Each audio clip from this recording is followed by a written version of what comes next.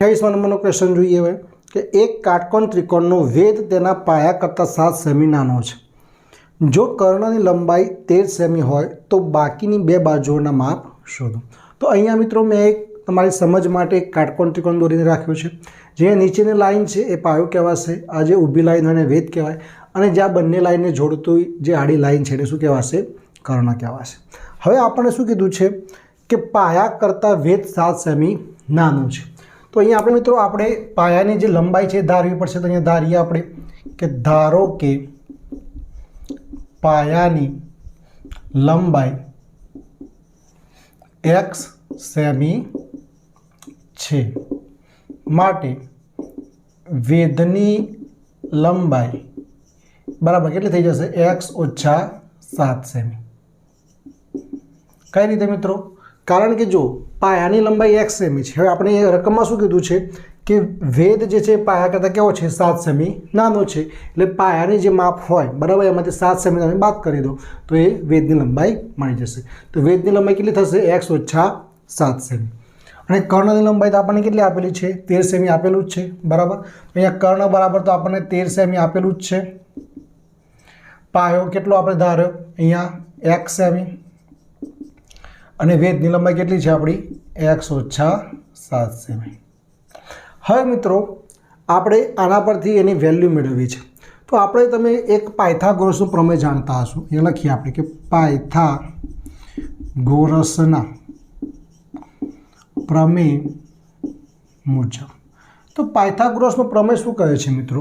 તો કે પાયાનો વર્ગ, જે પાયો હોય એ પાયાનો વર્ગ વત્તા વેધનો વર્ગ બરાબર કર્ણનો વર્ગ.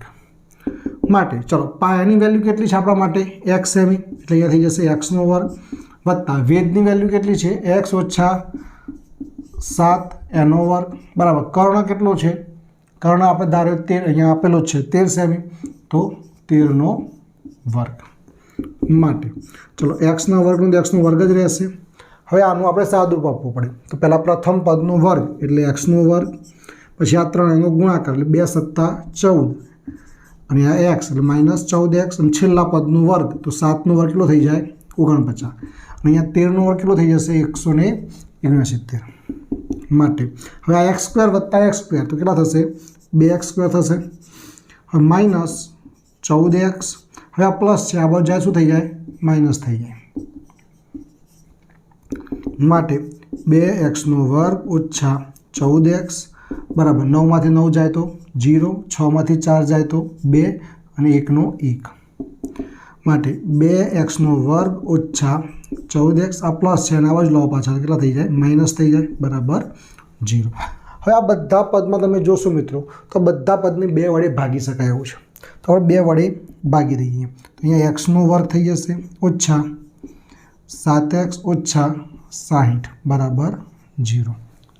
તમે જોશો અહીંયા તો અહીંયા 2 વડે ભાગ્યા 2 જતા રહે, 2 સત્તા 14 અને 60 દુ 120. એ લખી શકાય, લખવું હોય તો કે બંને બાજુ 2 વડે ભાગતા બરાબર. ચાલો હવે મિત્રો આપણે શું કરવું પડશે કે -60ના ભાગ પાડી, એટલે કે -60 અને અહીંયા x² આગળ જો કોઈ હોત સહગુણક તો એ બંનેને ગુણાકાર કરી અહીંયા જે વચ્ચેની વેલ્યુ હોય એ લાવવી પડે. અહીંયા કંઈ છે ને એટલે એક જ ગણાય, એટલે 60 ગુણ્યા 1 એટલે 60 જ થવાના. 60ના ભાગ પાડીને આપણે 7 લાવવા છે. તો અહીંયા 12 પંચા કેટલા થઈ જશે? 60 થઈ જશે બરાબર. તો અહીંયા લખીએ આપણે એને માટે x². હવે જુઓ -60ના ભાગ પાડી આપણે -7 લાવવા છે. તો 12 પંચા 60 થઈ જાય. તો આપણે શું કરીશું? એકને માઇનસ રાખીશું ને એકને પ્લસ રાખીશું. તો માઇનસમાં જવાબ લાવો હોય તો મોટી સંખ્યાને માઇનસ રાખવાની અને બીજી સંખ્યાને પ્લસ રાખીશું. એ x છે તો બંનેને આપી દેવાનું x. તો આ -7x જે છે એની જગ્યાએ શું મૂકી દેવાનું? -12x વત્તા 5x. તો 12xમાંથી 5x જશે તો કેટલા વધશે? -7x આવી જશે. અને -12 ગુણ્યા 5 કરીએ તો -12 ગુણ્યા 5 કરશો તો -60 પણ આવી જશે બરાબર. તો આવી રીતે આ ક્વેશ્ચન સોલ્વ થતો હોય છે. તો હવે અહીંયા આપણે સમીકરણ લખતા જઈએ. -7xની જગ્યાએ હવે આપણે આ પદ મૂકીશું. તો -12x વત્તા 5x, અહીંયા ઓછા 60 છે તો ઓછા 60 બરાબર 0. ચાલો આ કાઢી નાખીએ આપણે.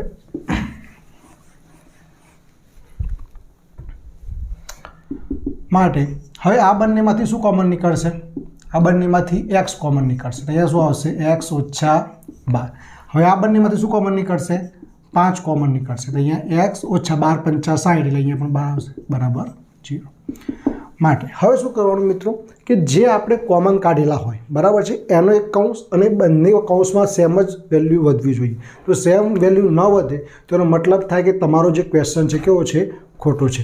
તો અહીંયા લખીએ કે આ એક્સ વત્તા 5 અને અંદરથી એક કૌંસ લો એટલે એક્સ ઓછા 12 બરાબર 0. હવે બંનેને વારાફરતી 0 સાથે સરખાવો. એક્સ વત્તા 5 બરાબર 0 અને એક્સ ઓછા 12 બરાબર 0. માટે હવે આ પ્લસ છે આ બાજુ શું થઈ જશે? -5 થઈ જશે અને આ -12 છે આ બાજુ જશે તો +12 થઈ જશે. એક્સ બરાબર 12 થઈ જશે. હવે એક્સ બરાબર -5 એ વેલ્યુ શક્ય નથી બરાબર. કોઈ પણ ત્રિકોણ હોય કાટકોણ ત્રિકોણ હોય તો એના કોઈ પણ માપ કોઈ દિવસ માઇનસમાં ના હોય એટલે એક્સ બરાબર -5 એ જવાબ શક્ય નથી. તો એક્સ બરાબર 12 એ આપણું શું થશે? જવાબ થશે. તો એ લખીશું કે પાયાની લંબાઈ બરાબર 12 સેમી. હવે વેદની લંબાઈ શોધવી છે આપણે. તો વેદની લંબાઈ બરાબર શું છે? એક્સ ઓછા 7. તો અહીંયા આપણે એક્સની જગ્યાએ કેટલા મૂકી દઈએ? 12 ઓછા 7 બરાબર કેટલા થઈ જશે? 5. માટે 5 સેમી. તો વેદની લંબાઈ કેટલી થઈ ગઈ આપણી? 5 સેમી થઈ ગઈ અને પાયાની લંબાઈ કેટલી થઈ ગઈ? 12 સેમી થઈ ગઈ.